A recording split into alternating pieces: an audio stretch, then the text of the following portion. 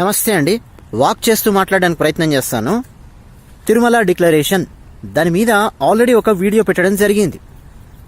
ఎవరైతే ఆ వీడియో చూశారో, చూసిన తర్వాత ఆ వీడియోకి లైక్ కొట్టారో వాళ్ళందరికీ పేరు పేరున నమస్కారాలు.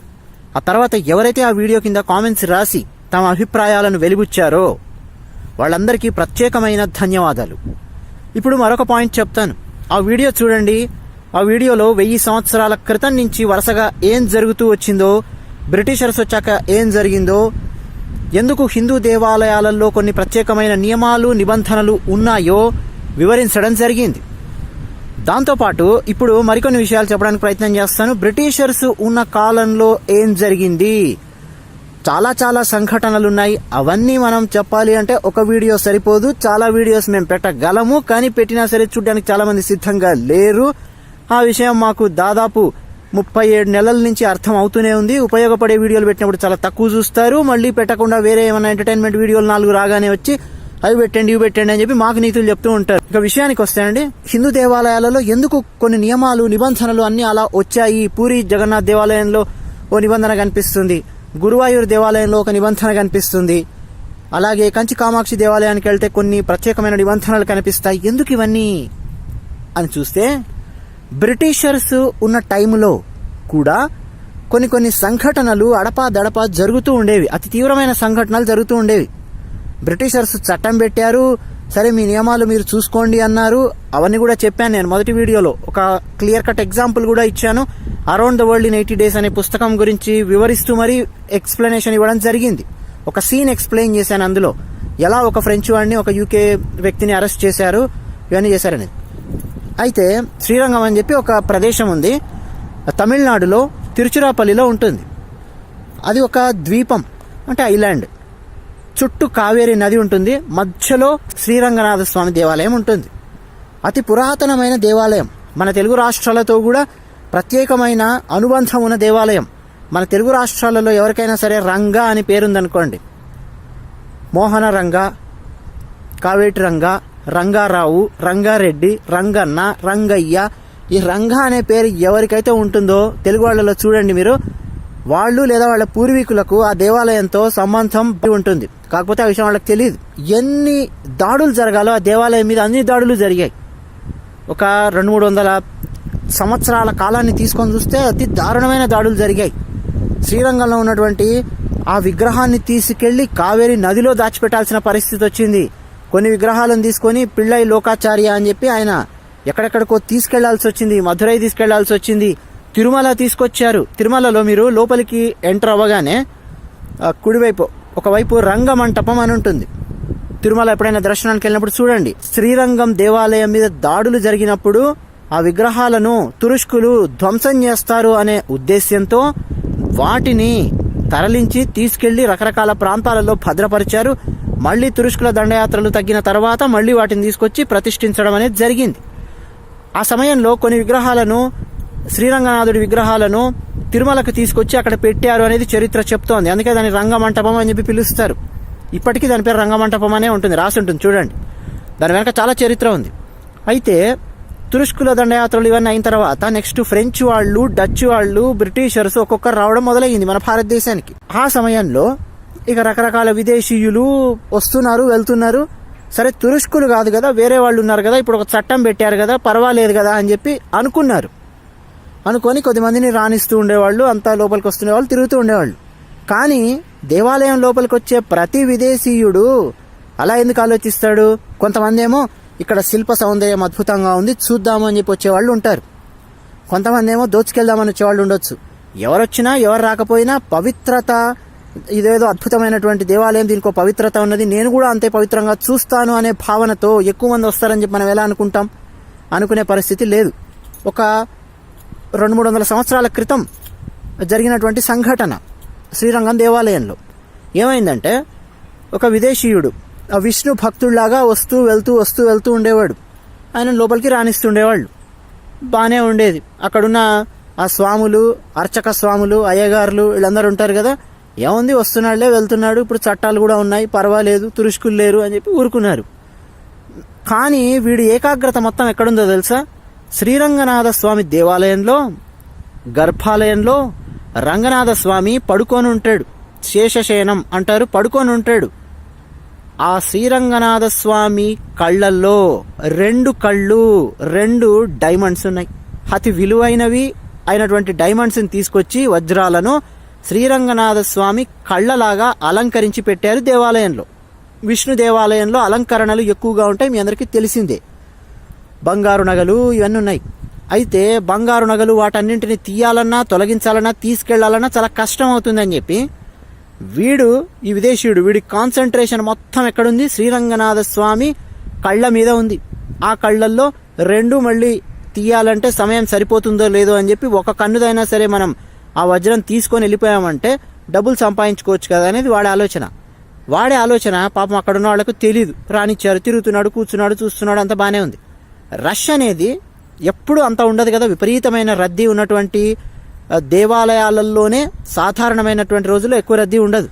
ఎక్కువ రద్దీ లేనటువంటి సమయం అంతా చూసుకున్నాడు, ఎవరూ లేని సమయం చూసుకున్నాడు. కూర్చున్నాడు, రోజు వచ్చి జపం ధ్యానం ఏదో చేస్తున్నట్టు, కొంగ జపం చేస్తున్నట్టు కూర్చున్నాడు. అర్చక స్వాములు కాస్త ఏమరుపాటున ఉన్నటువంటి సమయంలో గర్భాలయం లోపలికి వెళ్ళి, మామూలుగా గర్భాలయం లోపలికి ఎవడైనా వెళ్ళాలని చెప్పి అనుకుంటాడా? అనుకోరు సాధారణంగా. లోపలికి వెళ్ళి వేగంగా ఆ 2 కళ్ళల్లో ఒక కన్నును తీసేసి, అంటే ఒక వజ్రాన్ని తీసేసి వాడి దుస్తుల్లో దాచుకొని అక్కడి నుంచి గాయబ్, అంటే మాయమైపోయాడు. ఎక్కడికి వెళ్ళిపోయాడో తెలియదు. వీళ్ళు ఒక అరగంటకో గంటకో ఎప్పుడో చూసుకున్నారు, పడిపోయిందేమో అనుకున్నారు. దొంగతనం చేస్తారు అని చెప్పి ఎవరు ఊహించలేదు. అది కూడా రాత్రిపూట జరిగింది కాదు, పట్టపగలు మిట్ట మధ్యాహ్నం జరిగినటువంటిది.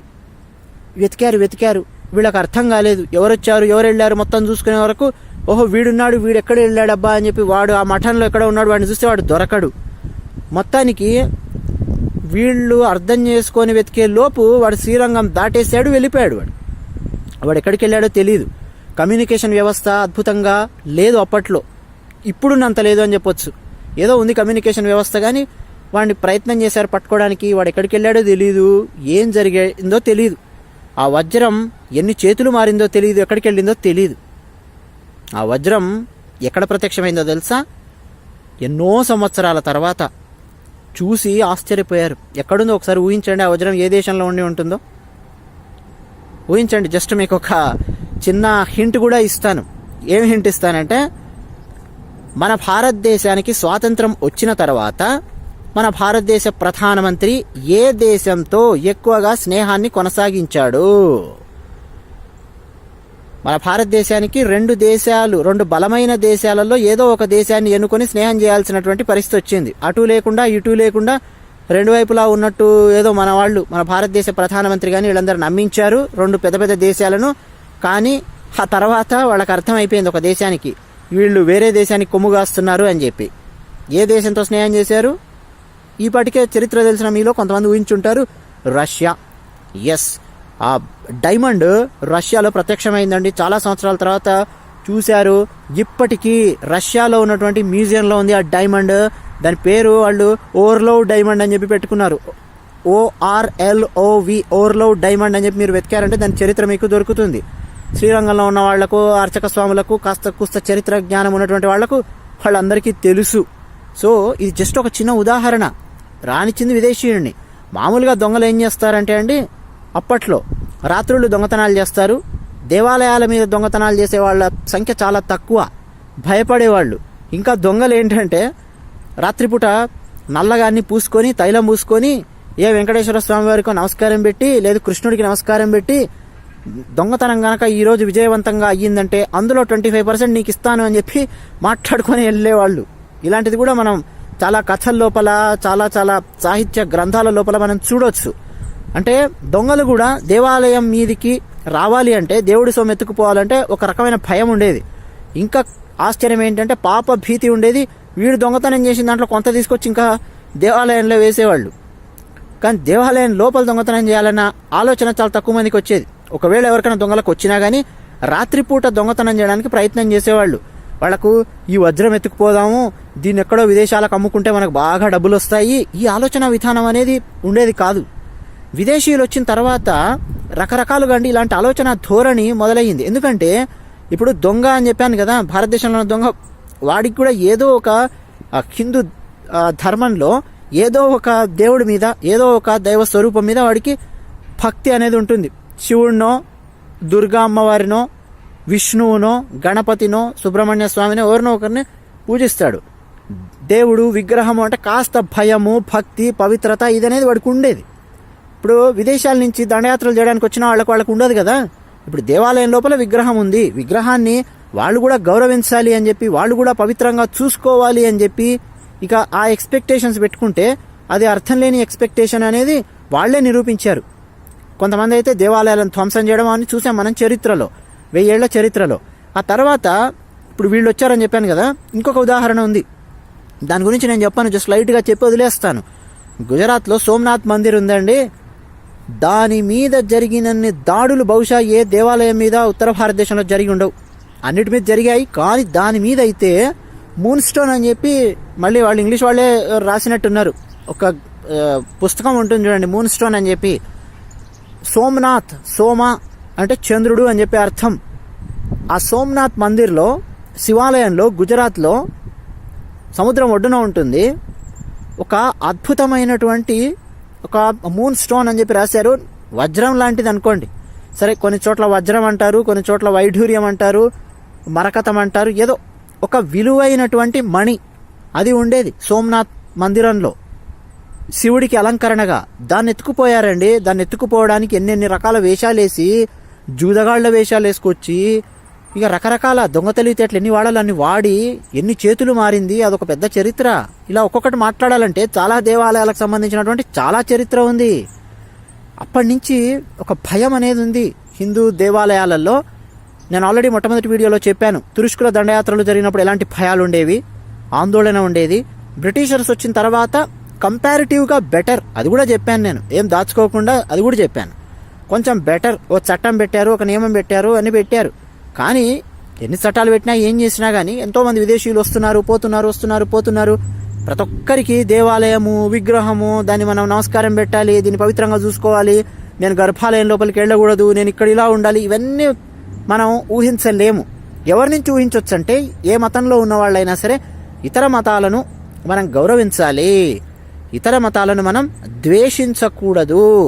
అందులో ఏమైనా ఒక పాయింట్ నాకు నచ్చంది ఉంటే సివిల్ డిబేట్ అనేది చేసి దాన్ని విమర్శ చేయొచ్చు తప్ప మతాలను ద్వేషించకూడదు. వారి దారి వారిది, నా దారి నాది, వారి దారి నా దారి ఒకటే కానంత మాత్రాన వేరే వాళ్ళ దారిని పాడు చేయకూడదు అన్న అవగాహన ఎవరికైతే ఉంటుందో, ఏ మతంలో అయితే ఉంటుందో, లేదు కనీసం ఆ మతంలో, కొన్ని మతాల్లో కొన్ని కఠినమైనటువంటివి, ఇదిగో ఇలా పలానా మతాన్ని ధ్వంసం చేయండి ఇలాంటివి ఉన్నా సరే వాటిని పాటించకుండా పక్కన పెట్టి, అవన్నీ కాదా బాబు, ఇది సివిల్ సొసైటీ, మనం ప్రోగ్రెస్ అవ్వాలి, ఆలోచన విధానం మార్చుకోవాలి, పాత భావాలుంటే కొన్ని వదిలేయాలి, మూలాన్ని మనం పట్టుకోవాలి, కానీ ఇతరులకు ఇబ్బంది కలిగించే భావాలను మనం పక్కన పెడుతూ ముందుకు ప్రోగ్రెస్ అవ్వాలి అన్న ఆలోచన విధానం ఎవరిలో అయితే ఉంటుందో, ఏ మతంలో ఉన్న వాళ్ళైనా, వాళ్ళందరూ ధన్యులు, వాళ్ళందరూ గొప్పవాళ్ళు. కానీ అందరూ అలా ఉంటారు అనేది నమ్మకూడదు అన్నది. ఇప్పుడు శ్రీరంగం దేవాలయము, సోమనాథ్ దేవాలయం, ఇలా ఎన్నెన్నో దేవాలయాలు, ఒక్కొక్క దేవాలయం చరిత్ర తవ్వి తీస్తే ఒక్కొక్కటి బయటపడుతుంది. సో ఇక్కడి నుంచి వస్తున్నది ఆ భావన. ఎందుకు ఇప్పుడు ఇతరులు పవిత్రంగా నువ్వు దేవాలయంలో ఉన్న విగ్రహాన్ని నువ్వు చూడనప్పుడు నువ్వు రావడం ఎందుకు, దాని పవిత్రతను నాశనం చేసే పనులు చేయడం ఎందుకు, నీ పని నువ్వు చూసుకోవచ్చు కదా, మా పని మేము చూసుకుంటాం కదా, ఎందుకు ఈ గొడవ అని చెప్పి ఆ భావనలో నుంచి వచ్చింది. అర్థమవుతోంది కదా నేను చెప్తున్నది.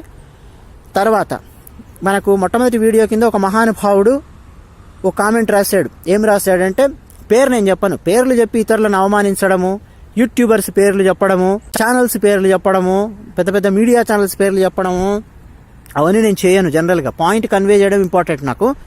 ఒక ఆయన కామెంట్ రాశాడు, అమెరికాలో కూడా ఏవో హిందూ దేవాలయాలు ఉన్నాయి కదా, అక్కడ నియమ నిబంధనలు ఉన్నాయా అని చెప్పి ఒక అజ్ఞానంతో కూడిన ప్రశ్న వేశాడు.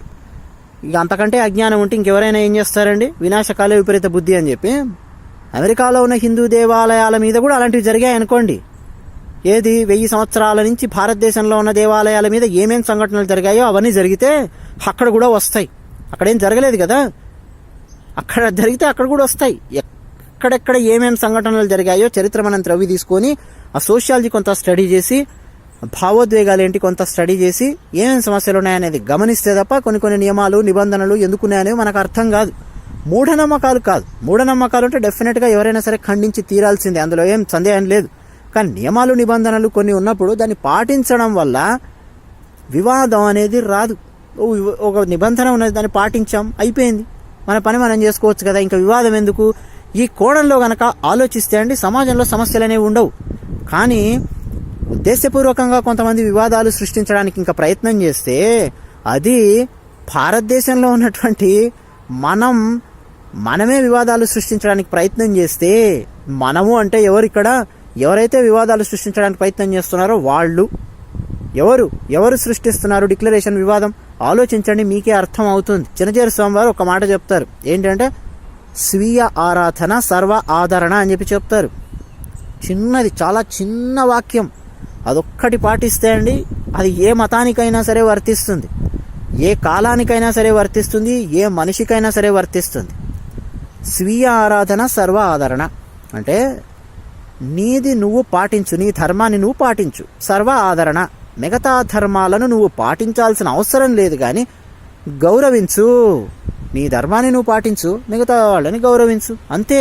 ఇంత చిన్న ముక్క అండి ఆయన చెప్పింది. అదొక్కటి కనుక పాటించారంటే ఇక సమస్యలు ఉండవు. టీటీడీ దాంట్లోనే మనకు ఎక్కువగా ప్రచారంలో వినిపిస్తూ ఉంటుంది, ధర్మో రక్షతి రక్షితః అని చెప్పి. మహాభారతంలో ఉన్నటువంటి వాక్యం అది. ధర్మో రక్షతి రక్షితః, నువ్వు ధర్మాన్ని రక్షిస్తే ఆ ధర్మం నిన్ను రక్షిస్తుంది, అంతే, ఇంకేం లేదు. మనల్ని మనం రక్షించుకోవాలంటే ధర్మాన్ని ముందు రక్షించాలి, అంతే. ఇదండి విషయం.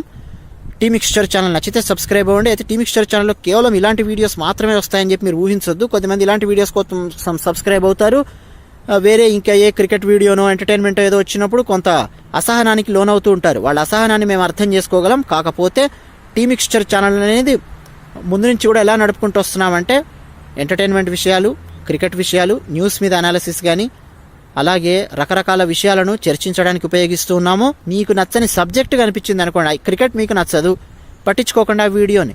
లేదు, మీకు నచ్చిన సబ్జెక్టే కనిపించింది, అందులో మేము తప్పుగా మాట్లాడామని మీకు అనిపిస్తే తప్పకుండా మీరు కామెంట్ సెక్షన్లో రాయొచ్చు. మీ పాయింట్ ఏంటనేది తార్కికంగా మీరు మాతో వివరించవచ్చు, ఖండించవచ్చు. తప్పకుండా దాన్ని మేము ఎప్పుడు కూడా గౌరవిస్తాము. కామెంట్ సెక్షన్లో మీరు రాయొచ్చు. అయితే ఈ వీడియో పెట్టకండి, ఆ వీడియో పెట్టకండి అని మాత్రం దయచేసి రాయకండి. ఎందుకనంటే ముందే నేను చెప్పాను, ఓపెనింగ్లో ఒక ఉపోద్ఘాతమే ఇచ్చాను. 6 నెలల నుంచి ఎన్ని వీడియోస్ ఉన్నాయో చూడండి. అంతెందుకండి, పోయిన వారము పరమవీర చక్ర యోగేంద్ర సింగ్ యాదవ్ కథ ఎంత తక్కువ మంది చూసారో చూడండి. ఆ వీడియో చేయడానికి దాని వెనక చాలా కృషి ఉంది, చాలామందికి అర్థం కాకపోవచ్చు. అలాగే పరమవీర చక్ర సోమనాథ్ శర్మ అని చెప్పి ఆయన వీడియో చేశాం. ఆయన చనిపోయేటప్పుడు కూడా భగవద్గీతను వదలలేదు. ఆయన జేబులో ఉన్నటువంటి భగవద్గీతను చూసి ఆయన ఎవరో గుర్తుపట్టాల్సినటువంటి పరిస్థితి వచ్చింది అక్కడ బార్డర్లో. ఆయన వీడియో చేశాం, ఎంత తక్కువ మంది చూసారో చూడండి. దాని వెనక చాలా శ్రమ ఉన్నది. కానీ అలాంటి వీడియోస్ పెట్టినప్పుడు చాలా తక్కువ మంది చూస్తారు. ఏ క్రికెట్ వీడియోనో ఏదో అనాలిసిస్ మేము ఇచ్చినప్పుడు అక్కడ వచ్చేసేసి అది పెట్టక ఇది పెట్టక అని చెప్పి కామెంట్స్ రాస్తూ ఉంటారు. ఇదండి అన్ని రకాల విషయాలను అందివ్వడానికి ప్రయత్నం చేసే సమాహారం లాంటిది టీ మిక్స్చర్ ఛానల్. టీ అంటే తెలుగు, టీ అంటే ట్రూత్, మిక్స్చర్ అంటే కదంబము, అది విషయం. ధన్యవాదాలు.